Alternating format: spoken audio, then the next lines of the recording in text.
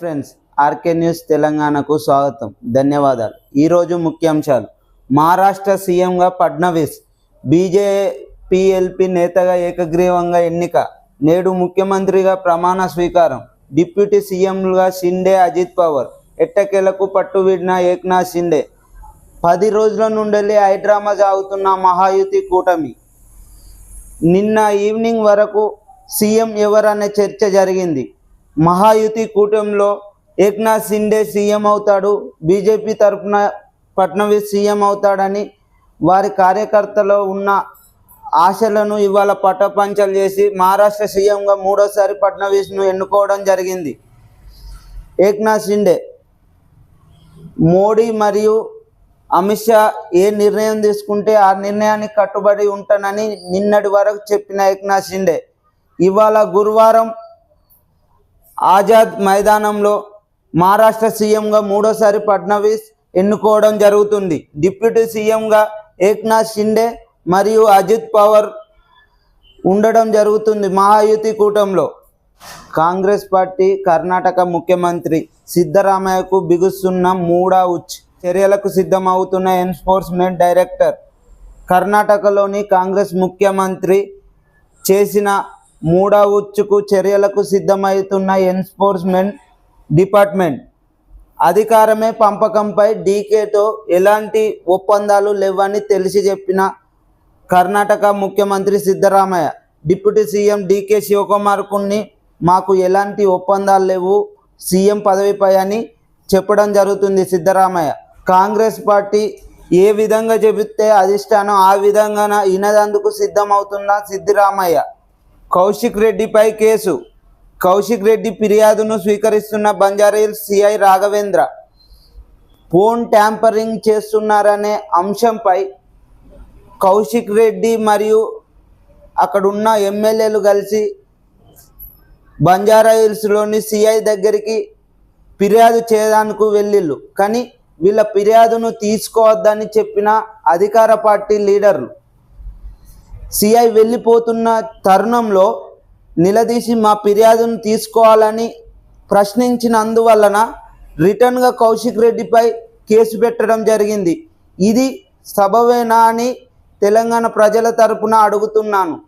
ప్రతిపక్షాలపై విరుచుకుపడ్డ రేవంత్ రెడ్డి గారు ప్రతిపక్షాలపై ఇంత కక్షపూరితమైన అబద్ధపు కేసులు పెట్టి ఇంకెన్ని రోజులు వాళ్ళను భయభ్రాంతులకు గురి చేస్తారని ప్రజల పక్షాన కోరడం జరుగుతుంది. ఇలాంటి తప్పుడు కేసులు ఎప్పటి వరకు నిల్చోవని ప్రజల పక్షాన కోరడం జరుగుతుంది.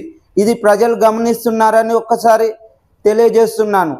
మన తెలంగాణ రాష్ట్రంలో అప్పుల లెక్క తప్పుల తడక. 11 నెలలో 1,00,000 కోట్ల అప్పులు చేసిన మన రేవంత్ రెడ్డి గారు 60 ఏళ్లలో కానీ అప్పులను ఒక 11 నెలలలోనే చేసినారని నిరూపణ అవుతుంది. కేసీఆర్ వచ్చి 10 ఏళ్ళైనా కూడా 85,000 కోట్లే అప్పు చేసి అభివృద్ధి చేశాడు. మీరు ఒక 11 నెలలకే 1,00,000 కోట్ల అప్పు చేసి అభివృద్ధి శూన్యం, అప్పులలో నెంబర్ 1.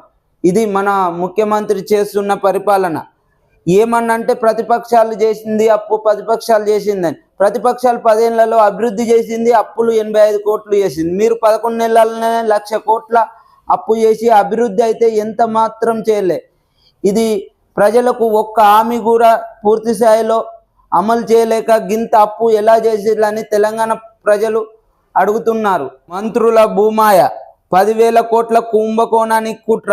సుల్తానపూర్ ప్రభుత్వ భూమికి ఎసరు. ప్రస్తుతం 100 ఎకరాలలో వెంచర్.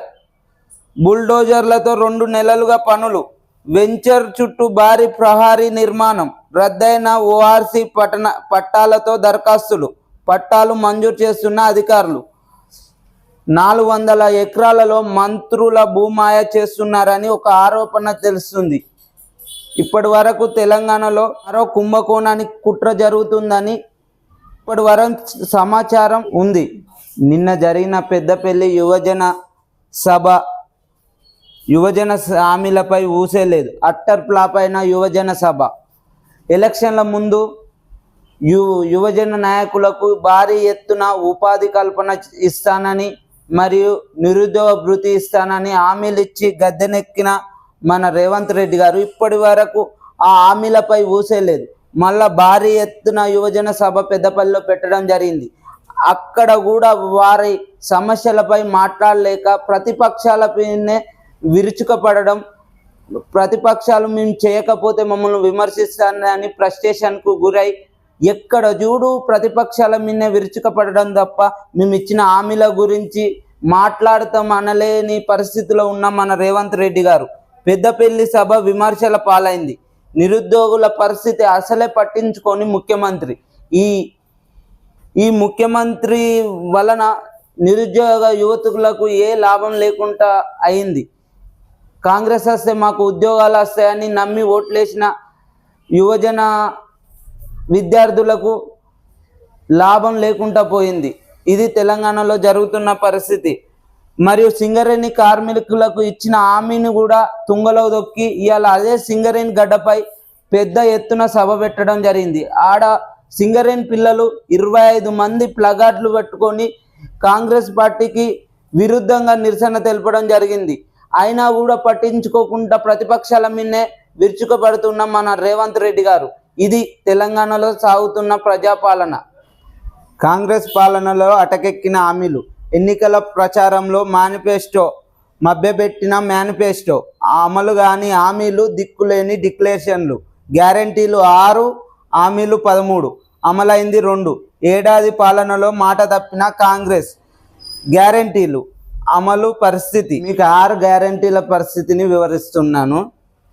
మహాలక్ష్మి గోవింద, రైతు భరోసా గోవింద, రైతు బంధు గోవింద, కౌలు రైతు గోవింద, తెల్ల రేషన్ కార్డులు గోవింద, యువ వికాస గోవింద, ఇంద్రం ఇల్లు గోవింద, చేయుతను ఇచ్చే గోవింద, వృద్ధుల పింఛన్ గోవింద, వికలాంగుల పింఛన్లు గోవింద, 6 గ్యారంటీలు గోవింద, తెలంగాణ ప్రజలకు గుండు సున్నా గోవింద, ఇది గోవింద, కాంగ్రెస్ పాలన గోవింద.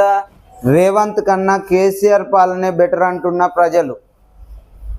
రేవంత్ వస్తే కేసీఆర్ కంటే ఇంకా బెటర్ పాలన చేస్తాడని అనుకున్న ప్రజలు నమ్మి ఓట్లేస్తే రేవంత్ రెడ్డి కంటే కేసీఆర్ పాలనే బెటర్ ఉండే. మనం నమ్మి మోసపోతే గుండు సున్నా అయిందని తెలంగాణ ప్రజలు, రైతులు ఆవేదన పడుతున్నారు. ఇప్పటి వరకు రైతు బంధు అందక, కౌలు రైతులకు రైతు భరోసా ఇవ్వక, ఎక్కడికక్కడ ఇచ్చిన హామీలలో ఒక్కటి కూడా పూర్తి స్థాయిలో అమలు చేయకపోవడం వల్ల ఆనాడు కేసీఆర్ ఉన్నప్పుడే మంచిగుండు, ఈనాడు నమ్మి రేవంత్ రెడ్డి కోట్లేస్తే మాకు ఏం ఉపయోగం లేకుంటుందని ప్రజలు బాధపడుతున్నారు. ఇది ప్రజాపాలనకు విరుద్ధంగా ప్రజలు ఎంతో విసిగిపోయి ఉన్నారు. కేసీఆర్ వస్తేనే మళ్ళీ మా బతుకులు బాగుపడతాయని అనుకుంటున్న తెలంగాణ ప్రజలు. ఇలాంటి మరెన్నో న్యూస్ కొరకు ఆర్కే న్యూస్ తెలంగాణను సబ్స్క్రైబ్ చేయండి మరియు మీ ఫ్రెండ్స్కు షేర్ చేయండి. మీ సపోర్టు ఎల్లవేళలా ఇలానే కంటిన్యూ అయితే మరిన్ని వీడియోస్ చేయడానికి నేను ముందొస్తాను.